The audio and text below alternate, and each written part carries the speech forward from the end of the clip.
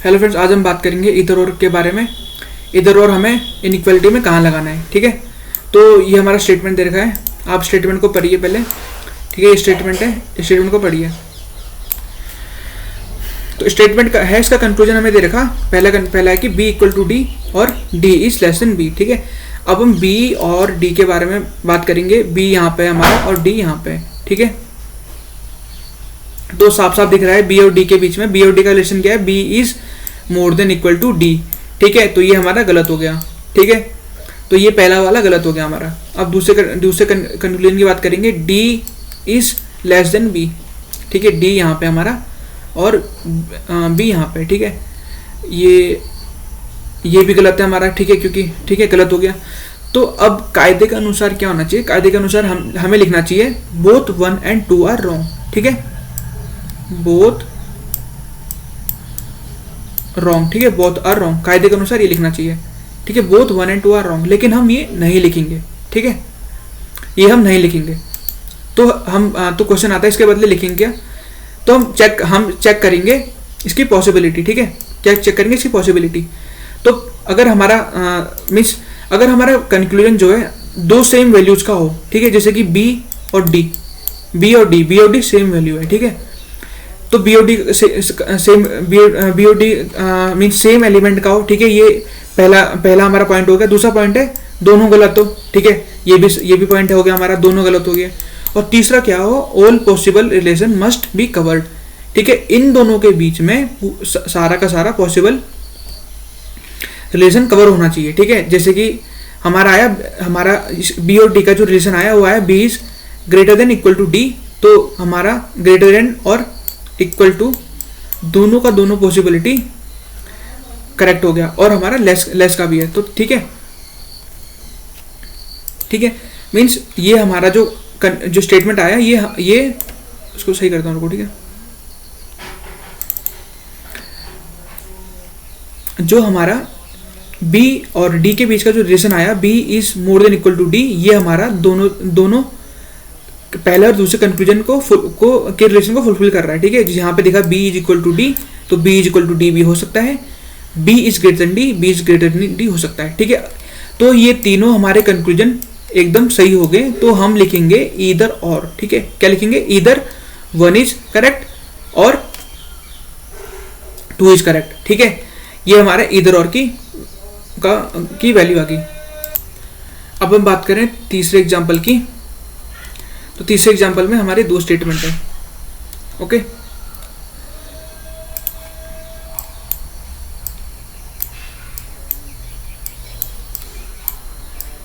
ठीक है, इस केस में दो स्टेटमेंट है।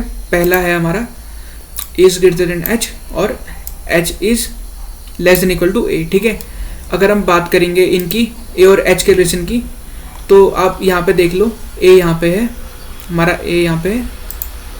ठीक है, a ये है और h ये है। ठीक है, तो a और h के बीच में क्या रिलेशन आएगा, a और h के बीच में रिलेशन आएगा, a और h के बीच में आएगा, a यहाँ पे है हमारा, h यहाँ पे है, तो आएगा a is greater than h। ठीक है, दिख रहा है आपको, a is greater than h, a is more then h। ठीक है, क्योंकि सबसे बड़ा ग्रैंडफादर ये है, फादर चाइल्ड फादर। ठीक है, ये सबसे बड़ा है। ठीक है, आएगा a is greater than h। ठीक है, तो फिर ये जो है ये हमारा करेक्ट हो गया, ये हमारा सही है।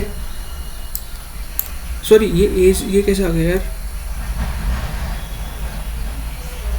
ये हमारा सी एंड डी कैसे आ गया, ए और एच के बीच में ना, ये हमारा ए है और ये हमारा एच है। अबे सॉरी, देखो ए और एच के बीच में मैंने आपको बताया था, देखो अपोजिट फैमिली के मेंबर आ गए। ठीक है, जैसे ये है, ये अपोजिट फैमिली का है और ये है अपोजिट फैमिली का। सॉरी, मैंने देखा नहीं था, मैंने आपको बताया था जब भी अपोजिट फैमिली के मेंबर आते हैं, ठीक है, तो कलेश हो जाता है बीच में और सी एंड डी सीधे कैन नॉट डिटरमाइंड। ठीक है, ये मुझसे गलती हो गई है, इसको करेक्ट कर लो। ए और डी के बीच में क्या आएगा, कैन नॉट डिटरमाइंड, क्योंकि यहाँ पे दो अपोजिट फैमिली के मेंबर है। ठीक है, ये जो है ये अपोजिट फैमिली का है और ये अपोजिट फैमिली का है। ठीक है, तो ए और एच का क्या आएगा, कैन नॉट डिटरमाइंड। और जब कैन नॉट डिटरमाइंड आएगा तो ये जो स्टेटमेंट हमारी गलत होगी, क्योंकि ये तो ग्रेटर देन दे रखा है, और ये भी हमारी गलत होगी क्योंकि ये लेस देन इक्वल टू ए दे रखा है। तो दोनों हमारी स्टेटमेंट गलत हो गई है, ठीक है। तो अगर हम बात करें इधर और के कंक्लूजन की, इधर ऑन के कंक्लूजन का पहला हमारा स्टेटमेंट सही हो गया है, ठीक है, कि सेम वैल्यू तो है ही है, बोथ रॉन्ग, दोनों गलत हैं। अब हम तीसरा जो उसका जो पॉइंट है फुलफिल करने का वो चेक करेंगे, all possible relation must be covered, ठीक है। अब हमारा इस केस में हमारा कैन नॉट डिटरमाइंड के केस में हमेशा तीन चीजें आती है। कैन नॉट डिटरमाइंड मतलब हम पता नहीं है ए और एच के बीच का क्या रिलेशन है, और जब हमें पता नहीं होता है ए और एच के बीच में क्या रिलेशन है, तो ए इज ग्रेटर देन एच भी आ सकता है, ए इज लेस देन एच भी आ सकता है, और A is equal to H भी आ सकता है। ये तीनों आ सकते हैं, ठीक है।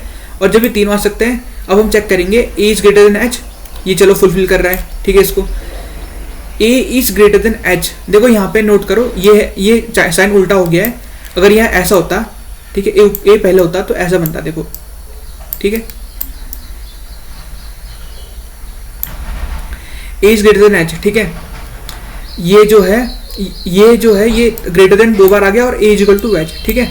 तो इसमें पहला वाला आ गया A is greater than H, लेकिन ए इज लेस देन एच नहीं आया, ठीक है। नोट करो, ए इज लेस देन एच नहीं आया, इसलिए जो तीसरी जो कंडीशन है वो फुलफिल नहीं हो पाई।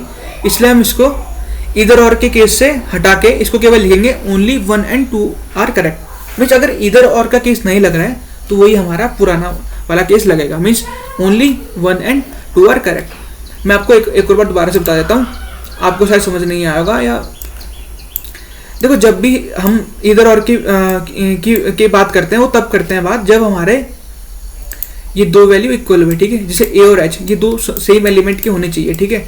अब ये दोनों सेम एलिमेंट के हैं तो पहला कंडीशन फुलफिल हो गया हमारा, ठीक है, पहला कंडीशन फुलफिल हो गया। अब जो दूसरे कंडीशन की बारी आती है वो आती है दोनों हमारे गलत होने चाहिए, ठीक है।